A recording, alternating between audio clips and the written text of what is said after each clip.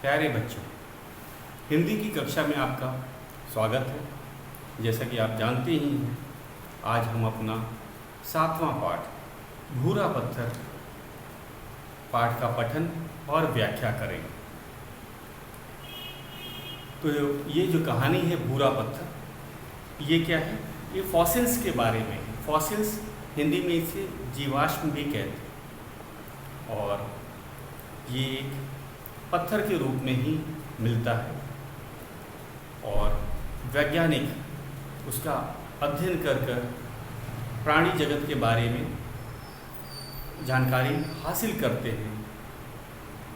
हमें प्रकृति की जो वस्तु होती हैं उस समय की, जो लाखों या करोड़ों वर्ष पहले की बात होती है, उसके बारे में सटीक जानकारी कौन देता है? जीवाश्म या फिर फॉसिल। और इसे हम अनमोल पत्थर भी कह सकते हैं, क्योंकि इनसे जो प्राप्त जानकारी है वैज्ञानिकों के लिए वो बहुत ही मूल्यवान हो। तो कोई ये ना समझे कि जो फॉसिल है वे मात्र पत्थर के ही टुकड़े हैं। नहीं, उनके अंदर बहुत सी जानकारी और ज्ञान छुपा हुआ है। हम उस समय के जीवों के बारे में, किस समय की बात कर रहे हैं? करोड़ों वर्ष पहले जो जीव थे उनके बारे में हमें जानकारी प्राप्त हो जाती है, मिलती है। तो ये कहानी भी भूरा पत्थर जो है एक फॉसिल की ही कहानी है। तो शुरुआत करते हैं हम पठन अभ्यास। पठन और व्याख्या इस पाठ का करते हैं। सर्दियों के दिन थे। सुनंदा पाठशाला से घर लौट रही थी। उसकी सहेलियां बातें करती, हंसती खिलखिलाती अपनी ही धुन में चली जा रही थी। सुनंदा उनसे काफ़ी पीछे रह गई थी। वह बड़ी देर से एक भूरे पत्थर को ठोकरों से धकेलती आ रही थी। घर पहुंचकर सुनंदा ने दरवाज़ा खोला और पत्थर को उसके पीछे सरका दिया। फिर वह स्वयं भीतर चली। तो एक कहानी है एक लड़की की जिसका नाम था सुनंदा।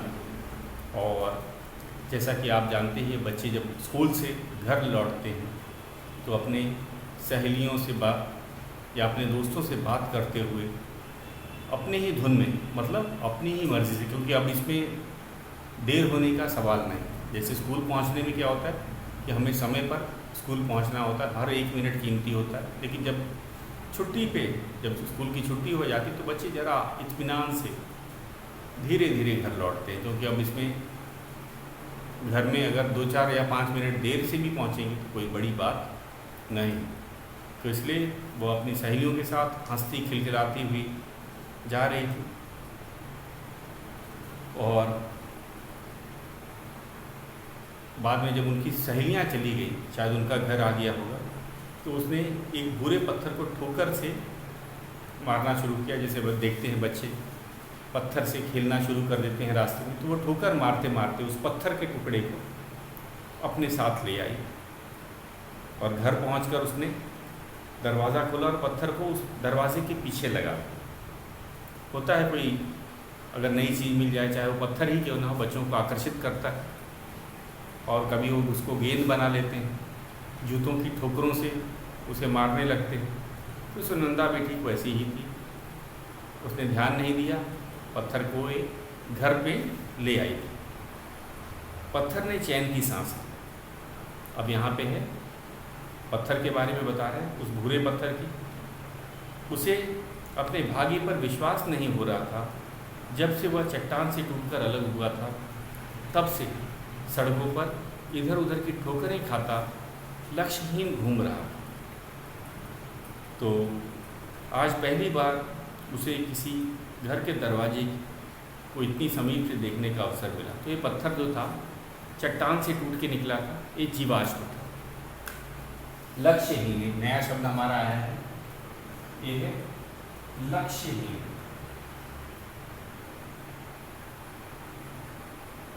लक्ष्य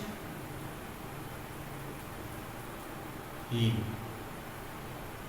इसका अर्थ है जिसका लक्ष्य ही ना हो, लक्ष्य के बिना, मंजिल के बिना। पत्थर को लक्ष्यहीन क्यों कहा गया है? क्योंकि उस पत्थर का कोई लक्ष्य नहीं था। उस पत्थर को तो सुनंदा पैर की ठोकरों से मारते लेके आ रही। तो ऐसे पत्थर को लक्ष्यहीन कहा जाता है, जिसका लक्ष्य ना हो या जिसकी मंजिल ना हो, कहेंगे जिसका लक्ष्य, या फिर हम मंजिल भी कह सकते हैं, मंजिल न हो। क्यों मंजिल नहीं था?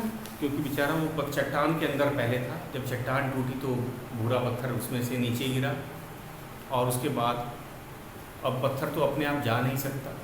सुनंदा ही उसे ठोकर मारते मारते ले आई थी। उसे अपना लक्ष्य भी नहीं पता था कि वो कहाँ जाएगा, कहाँ पहुँच जाएगा, और वह सुनंदा के घर तक आ जाता है और दरवाजे के पीछे उसको सुनंदा सरका देती। और अब वो दरवाजे के सबसे पास था, दरवाजे के पीछे था। उसने कभी इतनी पास से कभी दरवाज़ा नहीं देखा। क्योंकि मैं फॉसिल्स के बारे में ज़रा बता दूं, जो भूरे पत्थर की हम लोग बात कर रहे हैं। फॉसिल्स करोड़ों वर्ष पहले जो जीव होता है उसका छाप होता है, या उसके अवशेष भी हम कह सकते हैं। चाहे वो पत्ता हो सकता है, किसी जानवर का जो कठोर भाग हड्डी भी हो सकता है फॉसिल के रूप में, या कभी कभी तो पत्ते का छाप भी हो सकता है। क्योंकि पत्ते निशान जो पड़ जाता है वही संरक्षित हो जाता है, वही प्रिजर्व हो जाता है। संरक्षित मतलब वही निशान बचा रह जाता है। तो हमें पता चल सकता है कि वो जो पौधा था उसका आकार कैसा था, करोड़ों वर्ष पहले उसका आकार कैसा था। क्योंकि वही बदलाव आता जाता है, जीवों में बदलाव आना एक स्वाभाविक प्रक्रिया है कि धीरे धीरे बदलते जाते हैं। जैसे कि मानवों की बात करें, मानव भी धीरे धीरे विकसित होते होते आज ये होमो सैपियंस जिसे हम कहते हैं वहाँ पे आ गए। तो धीरे धीरे मन में विकास हुआ है। एक दिन में ये विकास नहीं होता है, करोड़ों वर्ष में होता है। फिर करोड़ों वर्ष की अगर हमें पहले जानकारी मिल जाए तो हमें पता चलेगा किस तरह उनका विकास हुआ हो। तो फिर क्या हुआ,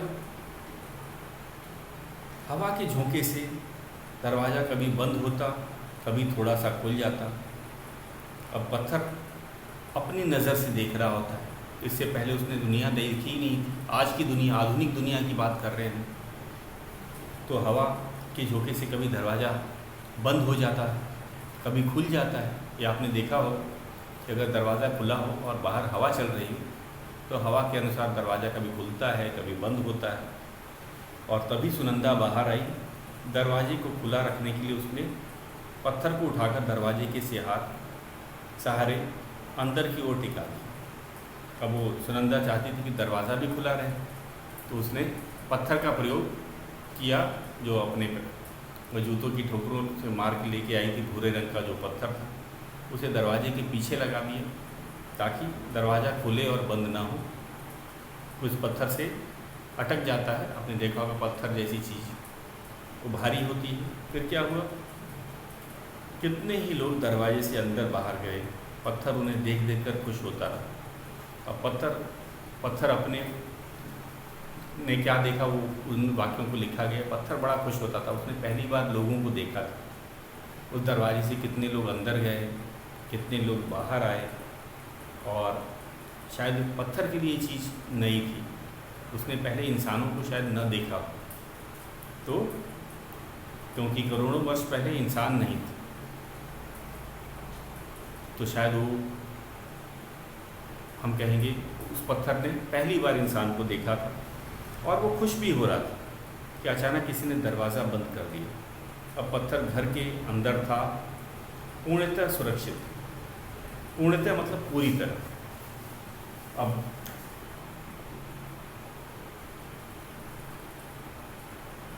पूर्णतः, पूरी तरह से, पूर्ण मतलब पूरी तरह कहते हैं घर सबसे सुरक्षित जगह होता है। कोई भी व्यक्ति अपने घर में आके सबसे अधिक सुरक्षित महसूस करता है। अब वह जब दरवाज़ा बंद कर दिया गया तो वो अब कह सकते हैं वो सुनंदा के घर के अंदर बंद हो गया था। और घर को सुरक्षित स्थान माना जाता है। तो ये जो सुरक्षा की भावना पत्थर में भी आ गई कि अब वह सुरक्षित, अब वह बाहर घर से नहीं जाएगा, अब उसको कोई ठोकर नहीं मारेगा, वो कहीं इधर उधर सैकड़ों वर्ष तक पड़ा नहीं रहेगा, क्योंकि अब वो घर के अंदर आ गया था। एक कोने में पड़ा हुआ बड़े आश्चर्य से घर की वस्तुओं को देखने लगा। वो घर के अंदर था, अब उसने नज़र घर के वस्तुओं पर दौड़ानी शुरू की। तो दीवार पे लगी घड़ी, तो उसने कौन कौन सी चीज़ें देखी इसका पूरी सूची दे रखी। दीवार पर लगी घड़ी, जो करोड़ों वर्ष बाद उसने इंसान देखा, इंसान के बनाए घर देखे, और घर के अंदर उसे दीवार पर लगी घड़ी दिखी। सामने रखा सोफ़ा, पालने में सोया बच्चा, घर के अंदर एक बच्चा भी था जो पालने में सोया हुआ था। घर में घूमता कुत्ता और सुनंदा के जूते, जिनके स्पर्श का आनंद वह थोड़ी देर पहले ले चुका था। यहाँ तक कि उसने सारी वस्तुओं को देखना शुरू कर दिया। सुनंदा के जूते भी दिखाई दे रहे थे, पालने में एक बच्चा सोया था, घर में एक शायद पालतू कुत्ता भी था जो घर में घूम रहा था। पत्थर उसे भी बड़े ध्यान से देखता है। और सामने रखा गया सोफ़ा। रात हुई तो घर के सभी सदस्य बत्ती बुझाकर सो गए। तो जैसा घर में होता ही है, रात होने पे सब सोते हैं, बत्तियां बुझा दी गई, अंधेरा हो गया। पत्थर को अजीब अजीब आवाज़ें सुनाई देने लगी। अब पत्थर ने कभी इस तरह की आवाज़ें शायद अपने जीवन में कभी नहीं सुनी थी, क्योंकि वह तो भाई करोड़ों वर्ष के बाद आज उसने इंसानी घर के अंदर प्रवेश किया था। तो कौन कौन सी चीज़ें थी, कौन कौन सी अजीब आवाज़ें थी? घड़ी की टिक टिक, चूहों की भगदड़ और सुनंदा की बजती हुई नाक। तो अब अंधेरे कमरे में केवल वो सुन सकता था पत्थर। बत्ती बुझा दी गई थी तो घड़ी की आवाज़ आ रही थी, घड़ी टिक टिक करती है, आपने देखा। और रात को जब चारों तरफ शांति होती है तब घड़ी की टिक टिक भी बड़ी ज़ोर से सुनाई देती है। और किसकी आवाज़ थी उसके अलावा? चूहों की भगदड़। जो घर में कुछ चूहे थे वे रात को ज़्यादा सक्रिय हो जाते हैं, आपको पता है चूहे रात को एक्टिव रहते हैं। वे दौड़ मचा रहे थे, भगदड़, इधर से उधर जा रहे थे, तो उनसे उनकी भी आवाज़ आ रही थी। और सुनंदा सो रही थी, उसकी नाक बज रही थी, खराटे की आवाज़ हम कह सकते हैं, वो भी सुनाई दे रही थी। वह घबरा गया, उसे बड़ा अजीब सा लगा, क्योंकि अंधेरे कमरे में ये सारी आवाज़ें उसे डरा रही थी, क्योंकि उसने अपने जीवन में ये सब आवाज़ें पहले सुनी भी नहीं थी। तो शायद डर का ये भी कारण हो सकता है, हम अनजान और नई चीज़ से डर जाते हैं, खासकर अगर वो चीज़ अंधेरे कमरे में हो और वो आवाज़ हो। तभी खूंटी पर लटका सुनंदा का दुपट्टा नीचे गिरा और उसने पत्थर को ढक लिया। तो पत्थर के ठीक ऊपर सुनंदा का दुपट्टा लटक रहा था, जो शायद हवा के कारण नीचे गिर गया और वह पत्थर के ही ऊपर गिरा और वो पत्थर पूरी तरह से ढक गया। शायद इसके बाद पत्थर ने कोई आवाज़ न सुनी। सुबह हुई, घर के सभी लोग अपने अपने कामों में व्यस्त हो गए। पत्थर ने देखा कि सुनंदा कुछ ढूंढ रही है।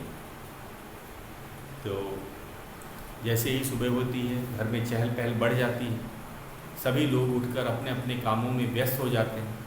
और पत्थर, अब रोशनी हो गई, अब वो देख सकता था।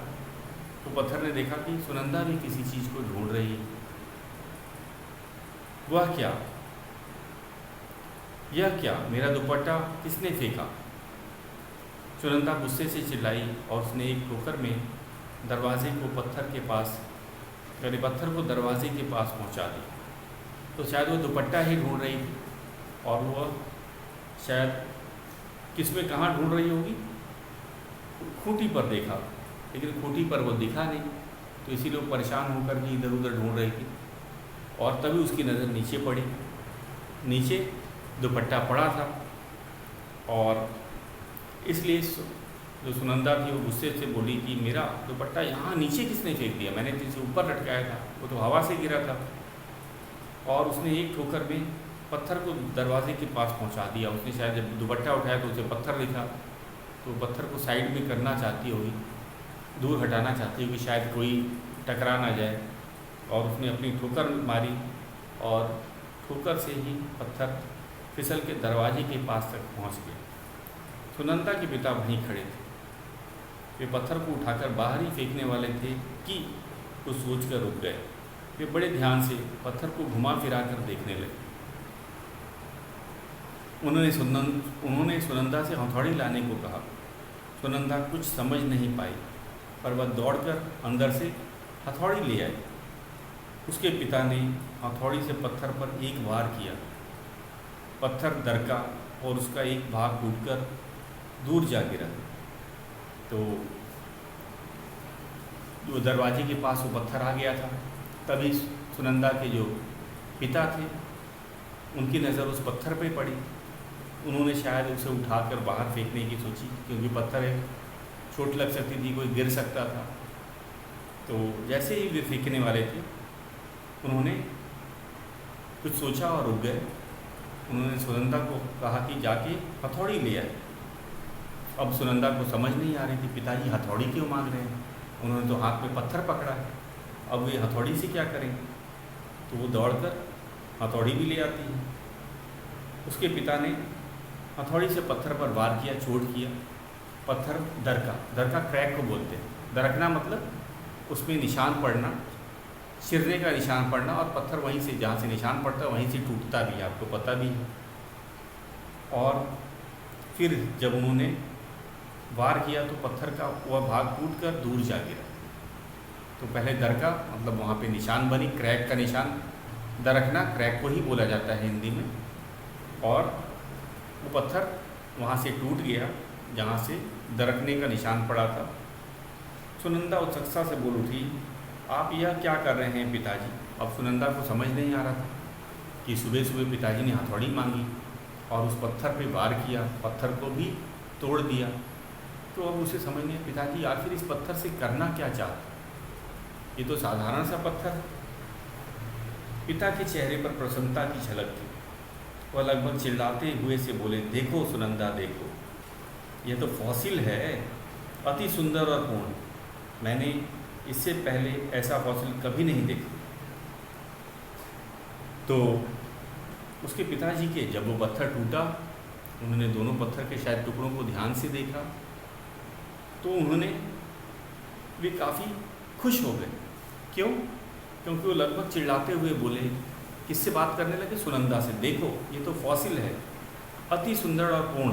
तो पूर्ण मतलब पूरी तरह से सुरक्षित। फॉसिल क्यों, इसका कारण अभी बताएंगे कि सुनंदा के जो पिता थे वे वैज्ञानिक थे, और जब उन्होंने पत्थर को, उस पूरे पत्थर को हथौड़ी के चोट से 2 टुकड़े में तोड़ा, तो उन्हें साफ एक फॉसिल नज़र आया। और वो फॉसिल क्या था, सुंदर। सुंदर क्यों कहेंगे, क्योंकि वह ढंग से संरक्षित था। कभी कभी कुछ फॉसिल जो होते हैं उतने ढंग से उनका जो रूप होता है उतना सुंदर नहीं आ पाता है, आकृति बिगड़ जाती है, क्योंकि ये करोड़ों वर्ष पहले की बात है। लेकिन ये जो फॉसिल था वो काफ़ी सुंदर था और पूर्ण मतलब पूरी तरह से था, कोई अधूरा हिस्सा नहीं था। तो यहाँ तक कि उन्होंने कहा कि इससे सुंदर उन्होंने कभी फॉसिल कोई अपने देखा नहीं, मतलब वो फॉसिल बहुत ही अच्छी अवस्था में था। फॉसिल, ये फॉसिल क्या होता है पिताजी, सुनंदा ने आश्चर्य से पूछा। तो ये शब्द सुनंदा ने शायद पहली बार सुना था। उन्होंने, सुनंदा को भी काफ़ी आश्चर्य हुआ। उसने भी कहा कि पिताजी ये फॉसिल क्या होता है। तो उसके पिता फॉसिल का अर्थ बताते हैं कि चट्टानों में सूखकर कठोर हो गए पौधों और जीवों के अवशेष या छाप को फॉसिल या जीवाश्म कहते हैं। तो ये चट्टानों में अगर कोई चीज़ सूख जाती है और फिर कठोर हो जाती है तो क्या बनता है, वह किसी जीव का अवशेष भी हो सकता है। अवशेष मतलब बचा कुचा हिस्सा, या फिर कभी कभी छाप, जैसे किसी पत्ते की छाप, किसी जानवर के पंजे का निशान, वो भी फॉसिल के रूप में ही हमें मिलता है। या फिर अवशेष मतलब किसी शरीर का हिस्सा या हड्डियाँ। हम देखें हड्डियाँ जो हैं वे फॉसिल का रूप धारण कर लेती हैं, वे जल्दी खराब नहीं होती।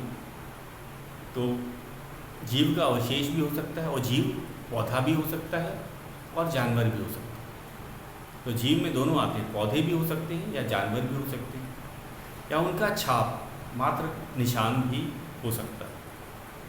इन्हीं जीवाश्मों की सहायता से लाखों वर्ष पहले पृथ्वी पर रह रहे जीवों और पौधों के बारे में जानकारी मिलती है। और फॉसिल से ही हम जो लाखों साल पहले या करोड़ों साल पहले जो जीव रहा करते थे, जैसे डायनासोर जो जीव थे, आज जीवित नहीं, करोड़ों वर्ष पहले वे पृथ्वी पर घुमा करते थे। तो उस समय तो भाई न कैमरा बना था, तो उनके बारे में कौन बताएगा ना उस समय कोई। अभी उस समय तो इंसान की उत्पत्ति ही नहीं, उस समय मैमल जो थे, हम कहेंगे स्तनधारी चूहे की शक्ल में थे। जब डायनासोर पृथ्वी पर घुमा करते थे तो स्तनधारी, जैसे हम इंग्लिश में मैमल्स बोलते हैं, उस समय वो चूहे के रूप में थे। अभी तो इंसान था ही नहीं उस समय, तो कौन हमें वो जानकारी देगा। तो ये फॉसिल से ही हमें ये सब पता चलता है या जानकारी हमें मिलती है। तो देखो सुनंदा, इस पत्थर में फर्न अपनी पूरी शाखाओं के साथ कितने सुंदर रूप में अंकित है, सुनंदा के वैज्ञानिक पिता ने समझाया। तो जो फॉसिल था, जिस भूरे पत्थर को सुनंदा अपने जूतों की ठोकरों से घर में ले आई थी, और उसके पिता ने हथौड़ी से बड़ी सावधानी से जिससे जब उसे तोड़ा तो उसके अंदर क्या निकला, एक फर्न एक प्रकार का पौधा होता है। ये सजावटी पौधा होता है, हम इसको ऑर्नामेंटल प्लांट्स भी बोला जाता है, और ख़ासकर बुके में इसका प्रयोग किया जाता है। इसकी पत्तियाँ बड़ी हरी होती हैं, बड़ी सुंदर दिखती हैं। तो ये थी एक फर्न के पौधे थे, और ये पूरी शाखा के साथ, मतलब कि जो एक पत्ती नहीं थी, ये पूरी शाखा के साथ फर्न की आकृति बनी हुई थी उस फॉसिल में, और एक काफ़ी सुंदर रूप में अंकित है। मतलब वो केवल पत्ते का छाप मात्र था, और वो काफ़ी सुंदर क्यों लग रहा था, क्योंकि उसमें कोई त्रुटि नहीं आई थी, काफ़ी अच्छी ढंग से वो संरक्षित था। तो ऐसे फॉसिल कम ही मिलते हैं जिसमें कि पूरी जानकारी मिले। कभी कभी फॉसिल बड़े टुकड़ों में मिलते हैं, उससे पूरी तरह से जानकारी समझना काफ़ी मुश्किल हो जाता है। लेकिन ये फॉसिल वैसा नहीं था, ये पूरी तरह से संरक्षित था, काफ़ी सुंदर रूप में था। तो इसलिए उसके पिताजी ने भी शायद ऐसा फॉसिल पहली बार देखा था। तो उन्होंने खुद कहा कि ऐसा सुंदर फॉसिल तो शायद उन्होंने पहली बार ही देखा है। सच पिताजी, तो ये ऐसा लग रहा है कि जैसे कुछ दिन पहले ही पौधा पत्थर के अंदर दबा हो। पत्थर को हाथ में लेते हुए सुनंदा बोली। तो सुनंदा को भी विश्वास नहीं हो रहा था कि वे तो फर्न का साधारण सा पौधा लग रहा था, और लगता था कुछ दिन पहले वो पत्थर में दब गया होगा, जिसके कारण से ये निशान पड़ा हुआ है। तो उसने उस पत्थर को हाथ में लिया और अपने पिता से यही पूछा कि सच में ये फॉसिल है। ये तो ऐसा देखने में बिल्कुल नहीं लगता है, क्योंकि अगर आप भी फॉसिल को देखोगे तो उसका जो निशान है वो लगेगा कुछ दिन पहले की बात। तो सुनंदा को भी इसने अपने पिता से यही पूछा, क्या सच में यही फॉसिल है? देखने में तो ऐसा लगता है कुछ दिन पहले ही फर्न के जो पत्ते का निशान इस पर छपा है, और ये मुझे नहीं लगता कि लाखों या करोड़ों वर्ष पुराना होगा। तो उसे कुछ शंका थी, उसने कहा सुनंदा इसे सावधानीपूर्ण मेरी अलमारी में रख दो, पिता ने कहा। तो सुनंदा को दिखाने के बाद उसके पिता ने उस फॉसिल को सावधानीपूर्वक रखने के लिए कहा। क्यों? क्योंकि बाद में शायद वे उस पर शोध करते, उससे और भी जानकारी एकत्र करते। तो अलमारी में रखने के लिए कहा, मतलब वो बेशकीमती चीज़ थी। अब वे साधारण पत्थर नहीं था जिसे कि खुद सुनंदा के पिता बाहर शायद फेंकना चाहते थे, लेकिन वह तो एक कीमती फॉसिल नहीं था। इस प्रकार वह पत्थर पिताजी की विज्ञान की अलमारी में रखी अन्य चीज़ों की तरह शोभा बढ़ाने लगे। अब वह पत्थर नहीं, फॉसिल था। अतिथियों के सामने अपनी प्रशंसा सुनकर वह फूला न समझ। तो पिताजी ने अपनी अलमारी में रखी और उस अलमारी में विज्ञान से संबंधित और भी बहुत सी चीज़ें थी और वह अब पिताजी की अलमारी में उनकी शोभा बढ़ा क्योंकि अब वो पत्थर नहीं था, क्योंकि अब वह फॉसिल था। इसकी जानकारी उनके पिता को हो गई थी, यहाँ तक कि सुनंदा को भी इसका पता चल चुका था कि वह साधारण पत्थर नहीं था, एक फॉसिल था। और अतिथियों के सामने अपनी प्रशंसा सुनाकर वह सुनकर वह फूला ना समाता। इसका अर्थ है कि शायद उसके पिताजी या सुनंदा अपने जो अतिथि जो घर में आते थे उनको एक फॉसिल अवश्य दिखाते होंगे कि देखो उन्हें तो एक बेशकीमती चीज़ मिली है, एक फर्न का फॉसिल मिला है। तो शायद उसके वैज्ञानिक पिता अपने दोस्तों को ये फॉसिल दिखाते थे, या हम कहेंगे सुनंदा भी अपने अतिथियों को ये फॉसिल दिखाकर वह फूला ना समाती थी। फूला ना समाना एक मुहावरा होता है जिसमें बहुत प्रसन्न होना। अगर हम कोई अनोखी चीज़ जो जल्दी किसी के पास नहीं होती, जैसे फॉसिल क्या है, वो बड़ी मुश्किल से ही मिलती है और उसे बाज़ार से ख़रीदा नहीं जा सकता, तो अगर आप किसी मेहमान को फॉसिल दिखाएंगे तो काफ़ी प्रभावित हो। तो ऐसी चीज़, अद्भुत चीज़ जो जल्दी ना मिले, जो करोड़ों वर्ष पुरानी हो, तो ये लोगों को आकर्षित करती है। तो शायद सुनंदा और उसके पिता अपने मेहमानों को ये फॉसिल अवश्य दिखाते थे और फॉसिल दिखाने से उन्हें काफ़ी प्रसन्नता भी होती थी, वे फूले न समाते थे, क्योंकि ऐसा फॉसिल और किसी के घर या बाज़ार से ख़रीदा नहीं जा सकता। तो फूला न समाना एक मुहावरा होता है जिसका अर्थ होता है बहुत प्रसन्न होना। तो इस पाठ में कुछ नए शब्द भी आए हैं और हमें उन शब्दों की भी तलाश करनी है जो कि शब्दार्थ में नहीं दिए गए, लेकिन वो हमारे लिए नए शब्द। तो कौन कौन से शब्द हैं, जैसे कि मुहावरा हमने एक आपको बताया कि है फूला न समाना, इसका क्या अर्थ होता है, बहुत खुश होना।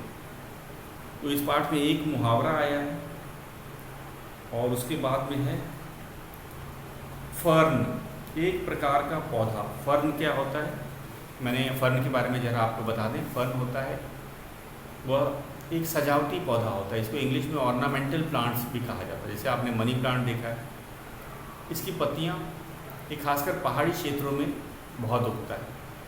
इसकी पत्तियाँ बड़ी ही सुंदर होती हैं आकार में, खासकर इसकी जो ऊपर की पत्तियाँ होती हैं वो मुड़ी होती हैं, और जैसे जैसे हम नीचे जाएंगे पत्ती की शाखा की तरफ तो ये काफ़ी कटावदार और सुंदर होती हैं। और सबसे बड़ी बात है, फर्न बीजों से नहीं लगते, स्पोर से निकलता है। तो इसके फर्न के जो बीज नहीं होते, ये बिना बीज वाला पौधा होता है। देखने में काफ़ी सुंदर लगता है। बुके बनाने में भी इसका प्रयोग किया जाता है, जिसमें कि हम जो फूलों के साथ इसको रखा जाता है, काफ़ी हरियाली, और ये जल्दी सूखता भी नहीं। फर्न की क्या खासियत होती है, ये जो पत्ते होते हैं ये जल्दी मुरझाते नहीं, सूखते नहीं, और अगर मुरझाएंगे नहीं तो इनका शक्ल भी नहीं, इनका आकार जो है वह भी नहीं बदलेगा, ना इनका रंग बदलेगा। और शायद इस कारण से बुके में या फूलों के गुच्छे में इसका बहुत प्रयोग किया जाता है।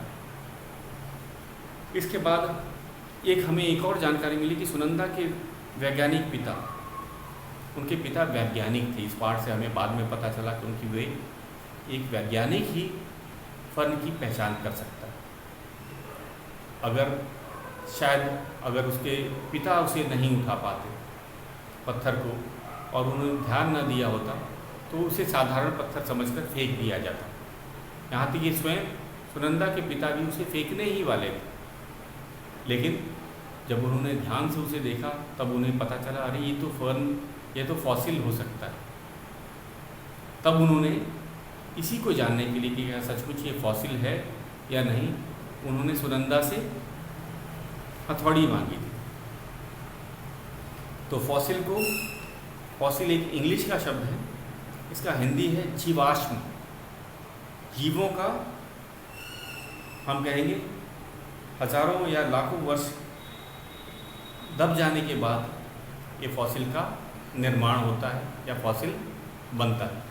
तो बच्चों, आज का गृह कार्य है आपका इस पाठ का पठन अभ्यास और सुलेख लेखन। 2 पेज सुलेख लेखन हिंदी सुलेख की नोटबुक में और 1 पेज सुलेख लेखन हिंदी की क्लास वर्क नोटबुक में। तो बस आज के लिए बस इतना ही।